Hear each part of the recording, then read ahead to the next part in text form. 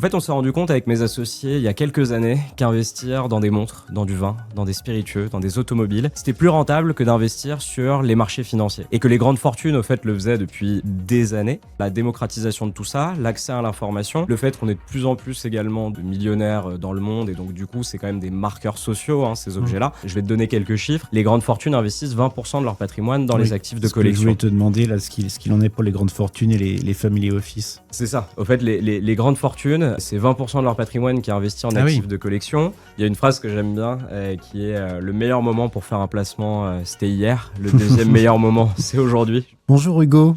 Bonjour. Merci d'avoir accepté notre invitation. Aujourd'hui, nous allons parler des actifs de collection que sont les montres ou les voitures de luxe. Tu es le CEO de Art. Est-ce que, avant de commencer l'interview, tu pourrais nous en dire un peu plus sur ton parcours et sur ton entreprise ? Avec plaisir. Merci Xavier en tout cas de me recevoir. Pour t'en dire un petit peu plus sur mon entreprise et ce qu'on fait aujourd'hui, au fait, on s'est rendu compte avec mes associés il y a quelques années qu'investir dans des montres, dans du vin, dans des spiritueux, dans des automobiles, c'était plus rentable que d'investir sur les marchés financiers. Et que les grandes fortunes, au fait, le faisaient depuis des années et s'enrichissaient, au fait, en le faisant. Le problème, c'est qu'aujourd'hui, si on n'a pas l'expertise, pas l'accessibilité, pas le réseau, et ben en fait, c'était complètement impossible de pénétrer ce marché-là pour un investisseur, on va dire, un peu plus traditionnel, qui n'aurait pas des millions d'euros à investir dans sa collection. Donc, on a décidé de créer le premier fonds d'investissement spécialisé en actifs de collection, accessible finalement à tous, qui permet aujourd'hui de diversifier son patrimoine. Et ce fonds-là, il s'appelle Art et il fait 16% par an en moyenne. Voilà. D'accord. Est-ce qu'on peut dire que c'est un peu une forme de démocratisation de l'investissement sur ces produits-là ? Oui, complètement. On vient s'instaurer vraiment dans la dynamique de démocratisation qu'on voit dans beaucoup de classes d'actifs, que ce soit l'immobilier avec le crowdfunding, le private equity, même maintenant accessible à partir de 100 euros. Nous, on vient finalement institutionnaliser un petit peu cette classe d'actifs en la démocratisant pour le commun des investisseurs. Ouais. D'accord. Et oui, effectivement, il y a encore 20 ans, investir dans une voiture de luxe, investir dans une collection de montres, c'était sans doute réservé à on peut dire une élite. Qu'est-ce qui a fait que les choses ont changé ? Ouais, il y a beaucoup de choses qui ont évolué. Déjà, on a eu une révolution technologique. Entre-temps, début des années 2000, il y a pas mal de choses qui se sont passées. Quel est l'impact un petit peu de ça, au fait ? C'est que on a accès à plus de data qu'on avait avant. C'est-à-dire que depuis toujours, les grandes fortunes, comme je le disais, investissent dans ces objets-là. Les galeristes, les professionnels également investissent là-dedans. Il y a eu beaucoup de gens qui se sont enrichis en achetant des objets de collection. Le truc, c'est que c'était beaucoup fait en off-market. C'est-à-dire que chacun le faisait un petit peu de son côté. On n'en parlait pas. Et comme je le disais, avec la révolution technologique, l'apparition des réseaux sociaux, en fait, on a eu finalement une exposition de ces objets qui sont magnifiques, parce que c'est ça aussi qui est beau avec ces objets-là, cette classe d'actifs. C'est que quand vous avez une Patek Philippe entre les mains ou un volant d'une Ferrari entre les mains, il se passe quelque chose, on va dire. Donc, qu'est-ce qui a changé finalement ? La démocratisation de tout ça, l'accès à l'information, le fait qu'on ait de plus en plus également de millionnaires dans le monde, et donc du coup, c'est quand même des marqueurs sociaux, ces objets-là. Donc forcément, les gens aujourd'hui cherchent à aller acquérir ces actifs-là. Et comme je le disais, il y a eu une montée en gamme aussi de la connaissance de l'investisseur. C'est-à-dire qu'il y a 20 ans, on ne comprenait pas grand-chose à la finance. Aujourd'hui, l'épargnant moderne est beaucoup plus informé grâce à des magazines comme Le Revenu, par exemple. Et ça permet aujourd'hui de pouvoir démocratiser plus facilement cette classe d'actifs qu'il y a 20 ans. D'accord. Est-ce qu'on peut parler de financiarisation des marchés du luxe à l'heure actuelle ? Oui, complètement. Il y a la financiarisation, en effet, c'est le fait que une classe d'actifs devienne de plus en plus financière, qu'il y ait l'entrée d'acteurs finalement un petit peu plus institutionnels. Pour que les gens qui nous regardent comprennent bien, on prend par exemple l'agriculture. Ça a été le premier secteur à se financiariser avec les marchés à terme, les contrats à terme par exemple. L'art est venu un petit peu après, l'immobilier également. Et là aujourd'hui, finalement, dans l'univers des actifs de collection, c'est ce qu'on voit. Les maisons de vente continuent de se développer, même si elles existent depuis plus de 200 ans. On voit qu'il y a des indices carrément maintenant, des indices automobiles, des indices horlogers. On a le Rare Whisky pour les whiskies, on a le Keystone Index pour l'automobile, le Livex qui publie énormément d'indices sur le vin. Et au fait, la beauté de tout ça, c'est que du coup, on a en effet plus d'informations, plus de financiarisation. Et c'est pour ça qu'il y a des acteurs qui aujourd'hui commencent aussi à apparaître pour rendre accessible tout ça à l'épargne. D'accord. Et comment est-ce qu'ils fonctionnent ces indices ? Est-ce que tu pourrais nous expliquer un peu plus ? Par exemple, Tu parlais d'un indice pour le vin. Comment est-ce que le cours de cet indice, comment fonctionne-t-il? Ouais, bien sûr, c'est une bonne question. En fait, c'est un peu comme en bourse. Quand on prend le CAC 40, on prend les 40 plus grosses capitalisations Mm. boursières françaises. Et ben en fait, dans le vin, dans l'automobile, on va faire un petit peu la même chose. On va prendre les 40 références ou les 30 références en fonction évidemment de l'indice. Et ça nous permet d'avoir finalement des estimations en temps réel. C'est-à-dire qu'ils suivent les transactions qu'il y a.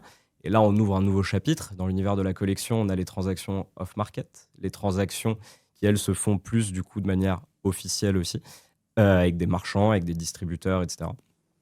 Et en fonction des transactions, des historiques de prix, on va publier un indice. On va faire un condensé de ces prix-là. On va se baser aussi sur les résultats de vente aux enchères. Et derrière, vous allez avoir finalement une courbe en live. Évidemment, il y a moins de transactions que sur une action Apple à la journée. Mais aujourd'hui, avec les historiques et l'information qu'on peut avoir, ça permet d'avoir des indices qui sont quand même fiables sur la durée. D'accord. Et est-ce qu'il y a des maisons de vente traditionnelles qui se sont plus spécialisées que d'autres dans la vente aux enchères de ces actifs? Alors, oui, même si globalement, la plupart des maisons vont avoir plusieurs départements qui leur permettent de couvrir au fait, pas mal de classes d'actifs différentes. Elles ont quasiment toutes un département art, évidemment, avec tout ce D'accord. qui est art contemporain, qui marche très bien en ce moment.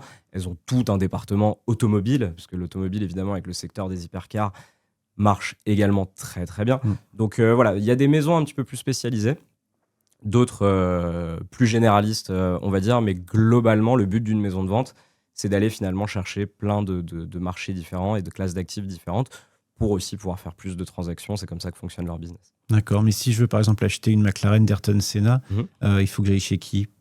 Ah bah, là, il vaut mieux en général aller chez les plus gros, RM Sotheby's, aller chez... Après, il y a des maisons françaises aussi qui marchent très très bien. On voit Agut, Arcurial, Ouais. qui ont aussi des belles pièces.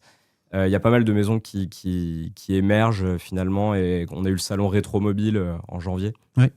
qui a très bien marché. On voit que le marché aujourd'hui automobile est en train de repartir. L'année dernière, c'était un petit peu plus calme.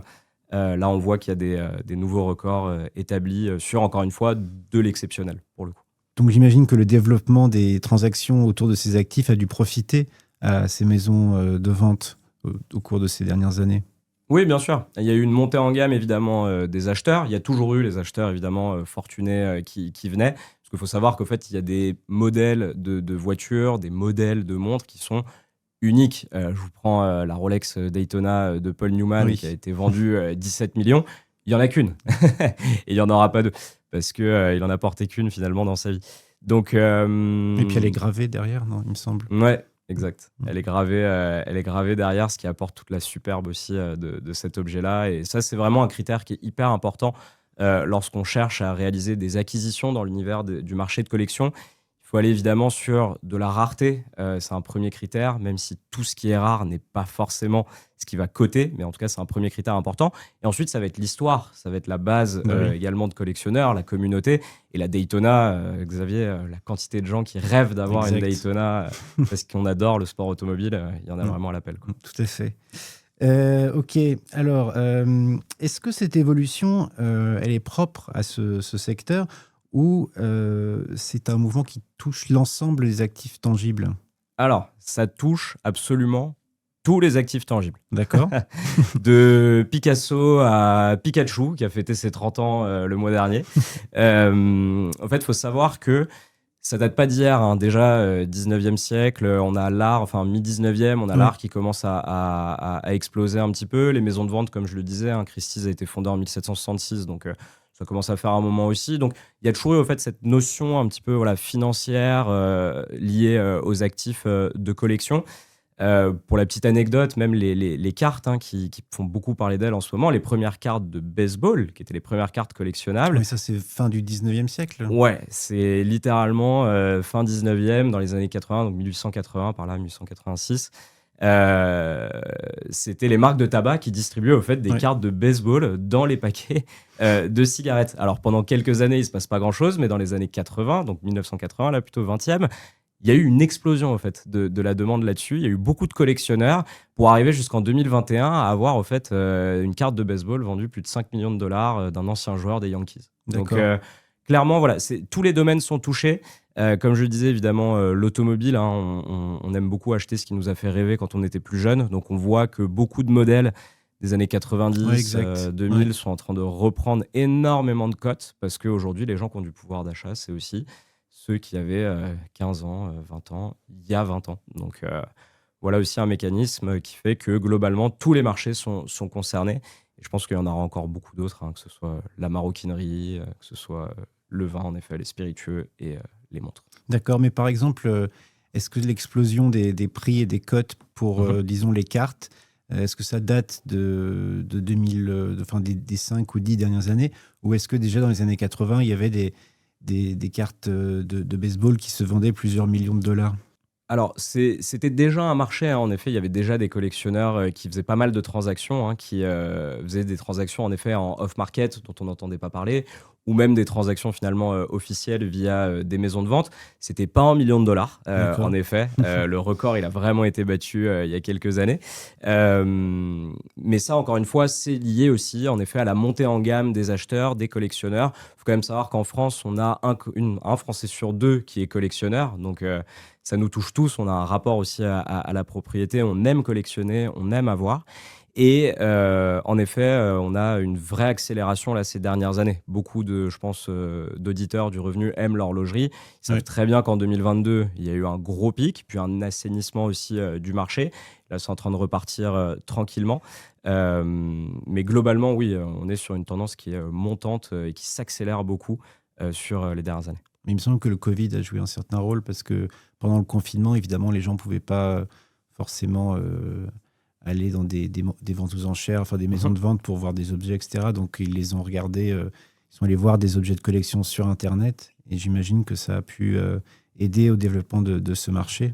Ouais, ça a aidé, en effet, ça a joué. Ce qui a beaucoup joué aussi, c'est le pouvoir d'achat, c'est-à-dire qu'il y a eu beaucoup de gens pendant le Covid Ah oui, c'est vrai. qui Ouais. finalement Mm. avaient 80% de leur salaire et pas forcément l'occasion de dépenser leur argent dans les sorties habituelles, que ce soit restaurant, etc. Donc on a vu quand même, on a constaté une accumulation un petit peu d'épargne Exact. qui Ouais. s'est beaucoup redirigée en effet vers les actifs de collection. Donc les montres, ça a énormément joué. Et ensuite, il y a d'autres secteurs, comme je disais, qui sont pérennes, qui continuent à croître sur la durée. Si on prend le vin, mais le sujet du vin, là, par exemple, c'est plus tellement est-ce que les gens ont du pouvoir d'achat ou pas. C'est plus que la clientèle internationale avec les Chinois qui achètent moins finalement Ouais. sur Bordeaux. Bourgogne, typiquement, se tient un petit peu parce que les rendements ont été moins bons aussi, hein. On n'a pas tous les ans la même production de bouteilles sur le même vignoble. Et donc, du coup, ça vient finalement impacter évidemment les prix plus que uniquement de la spéculation. D'accord. Et ces dernières années, qu'est-ce qui a permis cette structuration du marché? Alors, pas mal de choses, notamment l'arrivée d'acteurs, hein, bien sûr, que ce soit, on parlait de Katawiki, Oui. par exemple, qui est un acteur qui a un peu bousculé, on va dire, l'univers des maisons de vente avec son système d'enchères très facile, très accessible. Donc là, il y a eu pas mal d'acteurs qui sont rentrés là-dedans. Il y a eu l'apparition, comme je disais, donc des indices, donc l'information qui est beaucoup plus publique pour la plupart des collectionneurs et des investisseurs. Qu'est-ce qui a permis cette structuration du marché? Quels ont été les principaux acteurs dans cette structuration? Déjà, les principaux acteurs, en effet, ça a été les maisons de vente parce que, encore une fois, ils sont au cœur du marché. Donc, derrière, c'est les chiffres qui font parler. Quand il y a un record, c'est généralement Ouais. en maison de vente. Donc, ça vient finalement catalyser un petit peu la chose. Ça vient démocratiser finalement cette classe d'actifs au plus grand nombre. On a eu même dans l'univers des maisons de vente d'autres maisons comme Katawiki qui sont venues un petit peu révolutionner et bousculer avec un système d'enchères beaucoup plus facile, beaucoup plus accessible. Et encore une fois, des établissements spécialisés dans la data. Encore une fois, la data, c'est réellement un point qu'on n'avait pas il y a 15 ans, il y a 20 ans pour estimer un actif qu'aujourd'hui on a avec des établissements qui, comme le Livex, publient des indices sur le vin, des individus comme Simon Kidston, qui est un des plus grands experts automobiles qu'on voit sur le marché. C'est lui qui a organisé la vente de la voiture la plus chère au monde pour plus de 150 millions d'euros, qui publie en effet des indices en Mm. continu. Et encore une fois, toute cette information-là a permis de rendre réellement plus institutionnel ce marché et de faire les choses de la bonne manière. Et puis, plus, enfin, comme tu le disais, ça donne accès à des chiffres, à des gens qui n'y avaient pas accès avant. Donc, ça Mm. crée une certaine transparence. Donc oui, ça change pas mal de choses. Et donc justement, en parlant d'institutionnalisation du marché, est-ce que cette institutionnalisation, est-ce qu'elle a changé la dynamique des prix?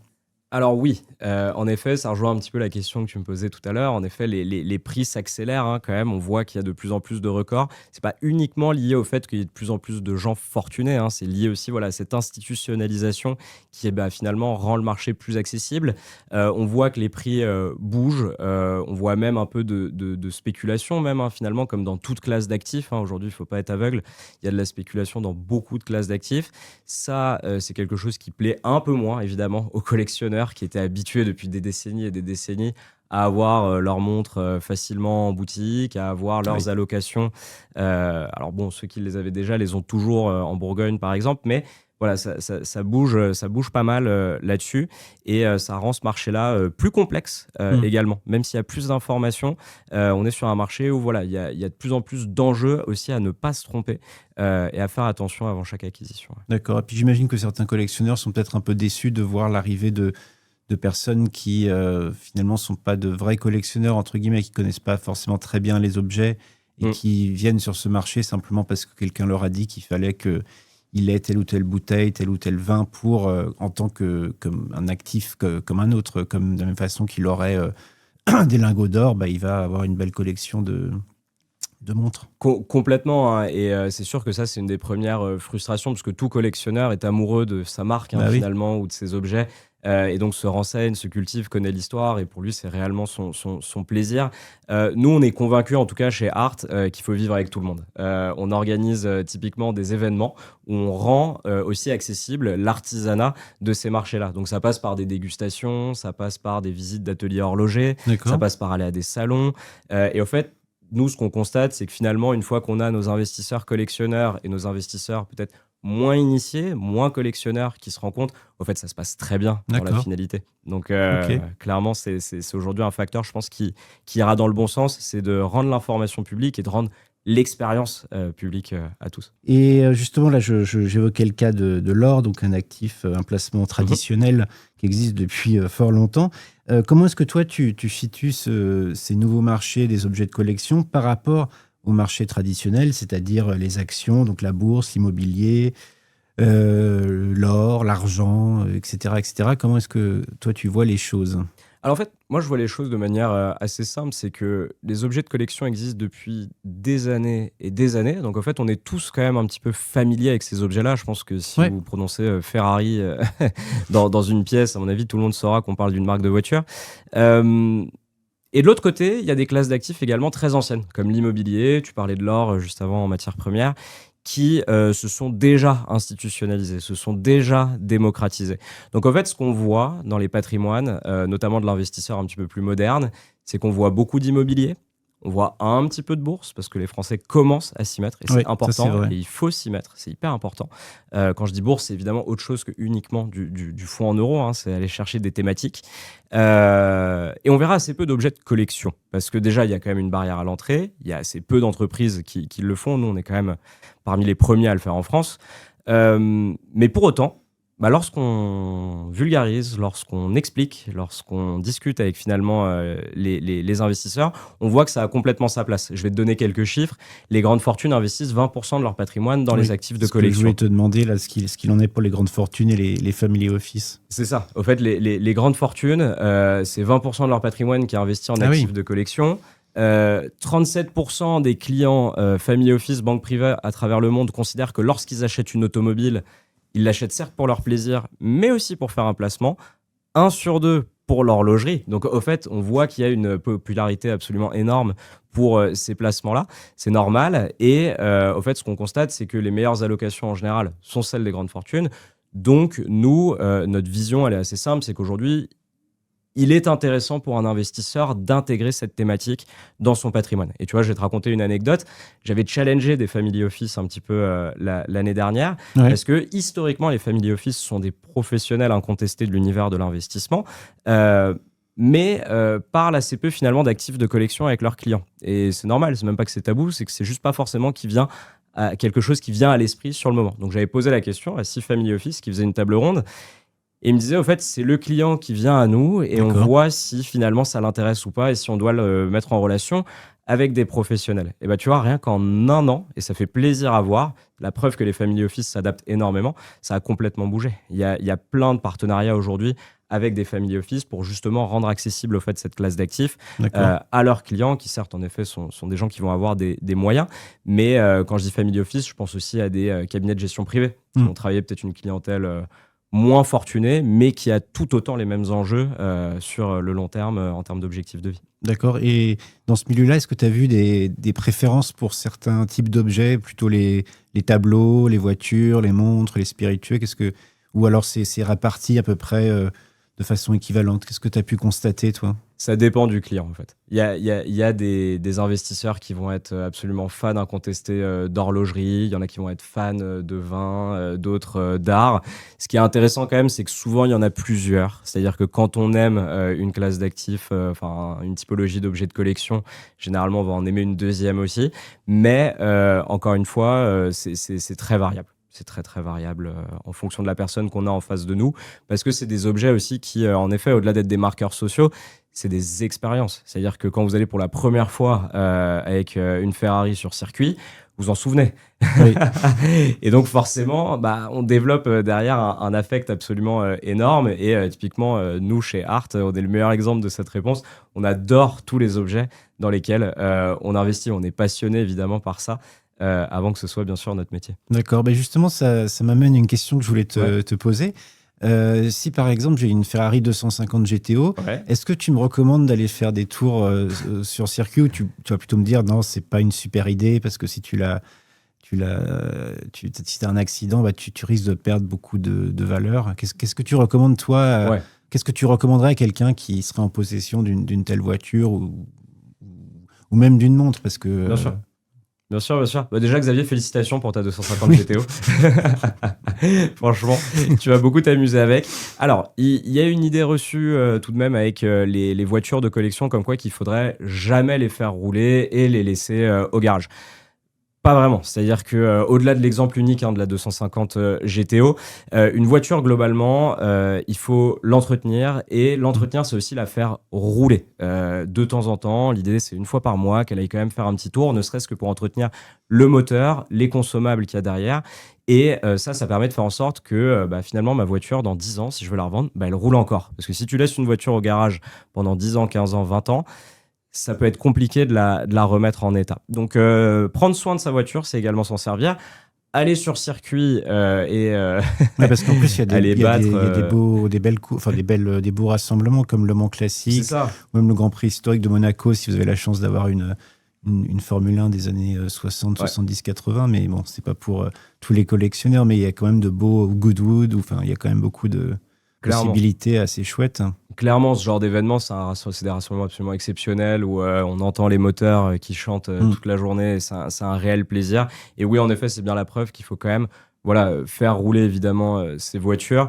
On parle d'automobile, tu vois. Ce qui est marrant, c'est de le mettre en comparatif également avec d'autres typologies d'objets. Une montre, par exemple, il faut la remonter tous les mois Ouais, dans l'idéal pour entretenir un petit peu les huiles, c'est entretenir vrai. Ouais. le mouvement, qui est le moteur finalement pour une montre.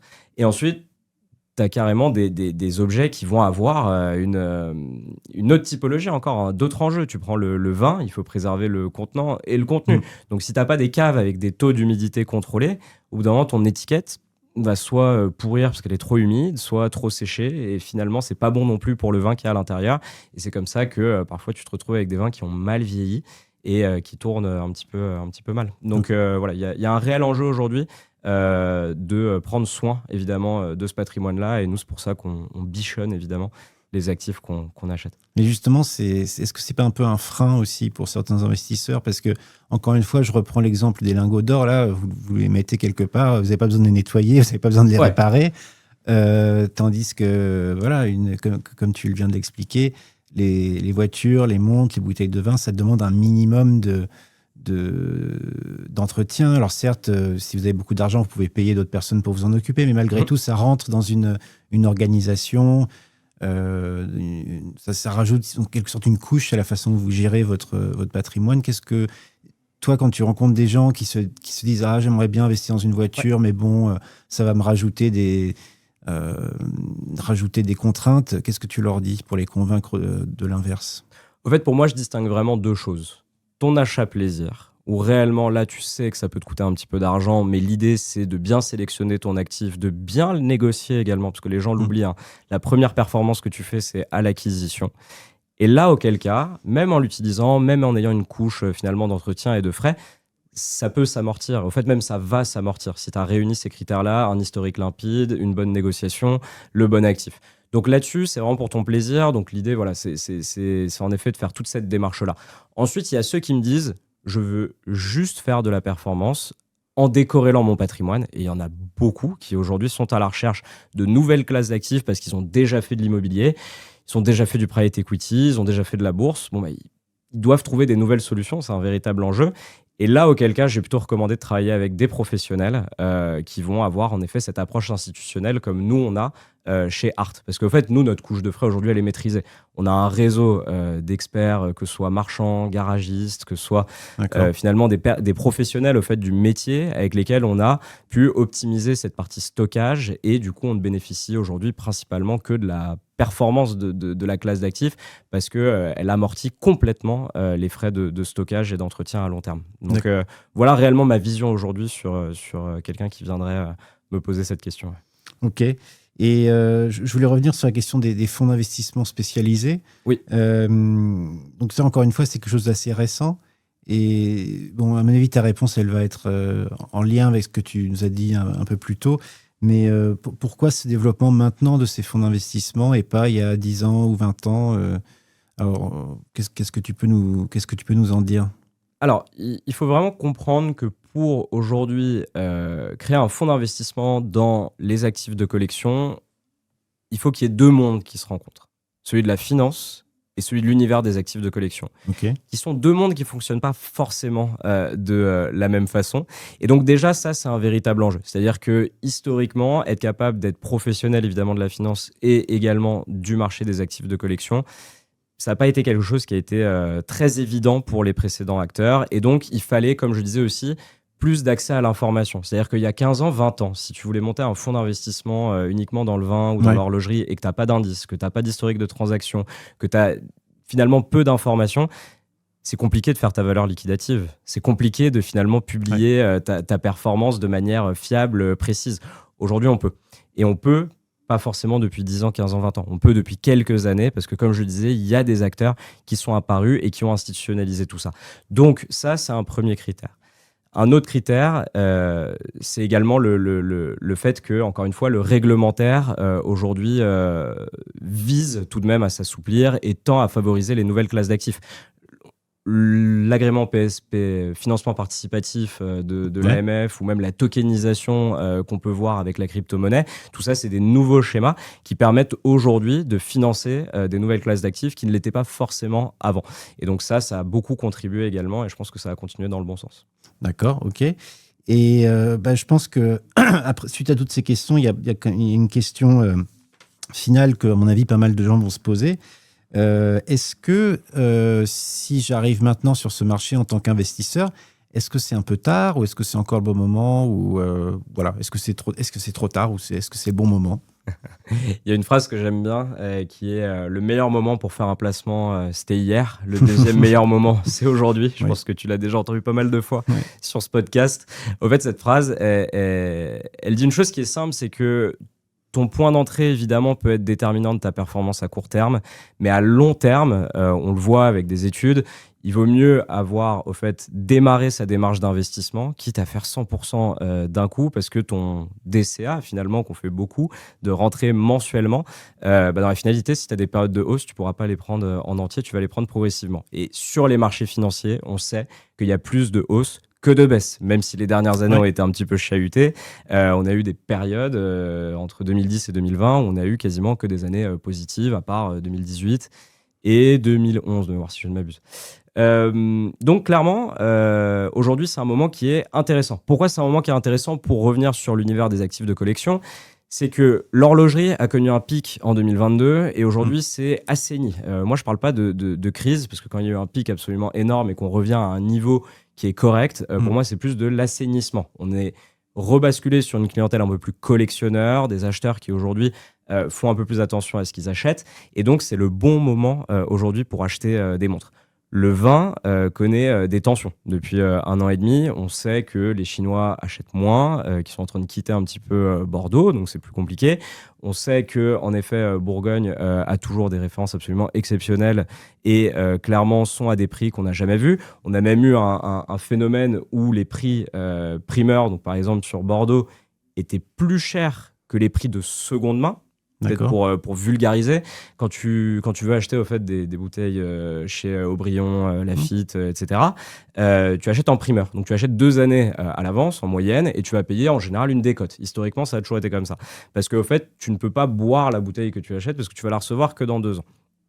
Là, on avait clairement, au fait, sur le marché, des cuvées qui étaient consommables, buvables finalement à l'instant T, qui étaient moins chères que des cuvées que tu achètes 2 années à l'avance. Ça n'a pas trop de sens. C'est-à-dire que si tu peux avoir quelque chose directement dans ta cave que tu peux boire, bah, c'est plus intéressant que d'avoir quelque chose que tu recevras dans 2 ans. Donc en fait, ce phénomène-là, c'est un peu une anomalie de marché. Ça veut dire beaucoup de choses. C'est-à-dire qu'il y a un point d'entrée qui est hyper intéressant. On est dans le creux de la vague. Il y a plein de bonnes affaires à faire et on voit finalement que les marchés, pour certains d'entre eux, commencent à repartir. L'automobile, on a vu des beaux résultats sur les dernières ventes aux enchères. Donc, c'est hyper encourageant. Et après, on voit des marchés, on en a peu parlé aujourd'hui, mais complètement insensibles au prix. Le marché des spiritueux. Déjà, les spiritueux, c'est 890% de performance en 20 ans. Oui, c'est pas mal. Déjà. Donc, il n'y a quasiment aucune classe d'actifs qui a réussi à faire la même chose. Donc, ça, c'est le Rare Whisky 100 Index. Et ce qu'on voit, c'est que le marché des spiritueux est très insensible à la notion de prix. C'est-à-dire qu'aux US, Donald Trump est en train d'imposer des nouveaux tarifs douaniers. On a des spiritueux qu'on ne trouve qu'en Europe parce que c'est des éditions limitées, embouteillées uniquement pour le marché européen. Ça, c'est très particulier des spiritueux. Ils commercialisent parfois uniquement dans certains marchés. Sauf que le plus gros marché de collectionneurs en spiritueux, c'est les États-Unis. Et eux, ils sont insensibles au prix. Donc, en fait, nous, on a des bouteilles de Woodford, des bouteilles de Chichibu, des bouteilles, au fait, aujourd'hui, qui se revendent 20-30% plus cher que le prix qu'on a payé un mois après qu'on les ait payées. Tout simplement parce qu'en fait, elles ont été bien achetées et qu'elles ne sont trouvables qu'en France via, nous, le réseau aussi qu'on a construit. Donc, clairement, il y a plein de belles choses qui s'annoncent. Je pense que le marché, il est bon. Et si beaucoup de gens se posent la question de est-ce qu'il faut y aller et quoi acheter, je leur invite à nous passer un coup de fil. Ok. Et est-ce qu'il va y avoir un impact de la crise géopolitique actuelle sur ce marché, puisque on sait que les marques de luxe, et notamment les marques cotées, on voit bien que quand il y a des crises géopolitiques et des guerres, la consommation de ces produits-là baisse. Et actuellement, en bourse, les cours de LVMH et d'Hermès et de Kering s'en ressentent. Est-ce que ça va être pareil pour le marché des objets de collection ? Alors, c'est intéressant parce qu'en effet, les cours de bourse, ils sont impactés instantanément. Et ce qui est intéressant aussi, c'est de voir comment réagit un cours de bourse versus comment réagit un actif de collection. Je te donne un exemple tout bête. Porsche, en bourse, décote depuis des années et des années. Les actifs de collection Porsche, donc les 996, tous les modèles les GT3 RS, tous les modèles de chez Porsche que les collectionneurs aiment bien, ne font que coter depuis 5 ans. Donc, globalement, c'est une marque qui a une cote montante. La plupart certains modèles ont même fait x2, d'autres encore plus. Donc, en fait, c'est ça qui est intéressant pour répondre à ta question. Est-ce que le géopolitique peut impacter ? Oui, parce que l'incertitude impacte tout le temps. Globalement, les actifs de collection sont décorrélés. De par l'explication que je viens de donner juste avant, on voit qu'ils ne réagissent pas exactement de la même manière que les marchés. Après, si demain, il y a une vraie crise systémique de fond, on sait que toutes les classes d'actifs se corrèlent entre elles. Et on sait que du coup, forcément, certaines peuvent être impactées. Mais aujourd'hui, ce qu'on voit, c'est que le marché se tient. Il faut surveiller ça. Mais globalement, ça a encore de belles années devant lui. Ok. Dernière question. Si tu avais un budget illimité, qu'est-ce que tu souhaiterais acheter ? Si tu devais choisir un seul objet de collection et que tu n'avais pas de limite... Ouais, c'est difficile comme question. C'est super dur parce qu'il y a tellement de belles choses, il y a tellement de choses incroyables.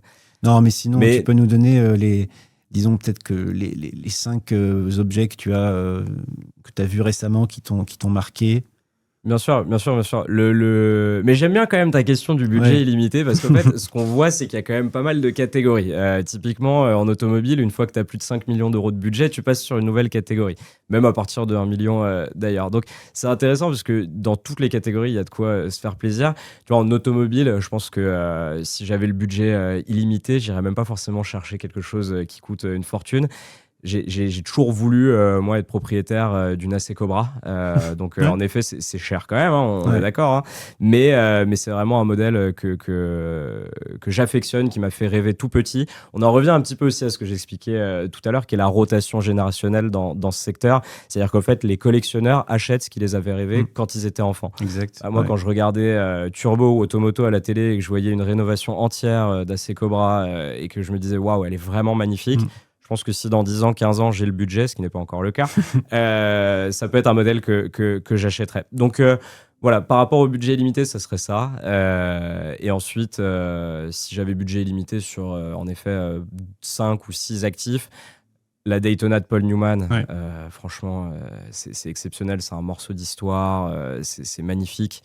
Euh, et je suis clairement fan. En vin, évidemment, ce serait... Et je crois qu'il n'en reste plus que 2, Ah. si je ne dis pas de bêtises. Cuvée, Romanée Conti 1945. C'était juste avant, si je ne m'abuse, qu'ils arrachent les vignes pour en planter de nouvelles. Donc c'est clairement une des cuvées les plus recherchées au monde. Et ensuite, en spiritueux, j'aimerais bien goûter tout ce qui est Karuizawa, Karuizawa Dragon. Je n'ai pas eu l'occasion de les goûter. Parce que si un jour on les achète, on les ouvrira évidemment pas. On les laissera à côté. Mais c'est une distillerie au fait qui a fermé. Globalement, il y a eu beaucoup de distilleries au Japon qui ont fermé. Il y a eu une crise des distilleries fin années 90, début 2000. Et le problème de ça, c'est que le Japon, au fait, le gouvernement japonais a refusé de soutenir au fait les distilleries, alors que le savoir-faire japonais dans cette industrie-là était absolument exceptionnel. Ils sont très minutieux. Ils sont très dans l'excellence constante plutôt que la quantité. Et donc aujourd'hui, on se retrouve avec des cuvées qui sont réembouteillées, justement de maisons qui n'existent plus. D'accord. Et qui valent des fortunes parce qu'elles sont rarissimes. Et les spiritueux étant consommables pour le coup, il y en aura toujours de moins en moins dans le monde. Ok. Écoute, merci. J'espère qu'on aura l'occasion de reparler un petit peu de tout ça. Et voilà, écoute, en attendant, je te remercie et je te dis à bientôt. Avec plaisir, Xavier, et hâte qu'on aille faire un tour dans ta GTO. Oui, bien sûr, on fait ça après si tu veux. Ça marche. C'est parti. Merci. Merci.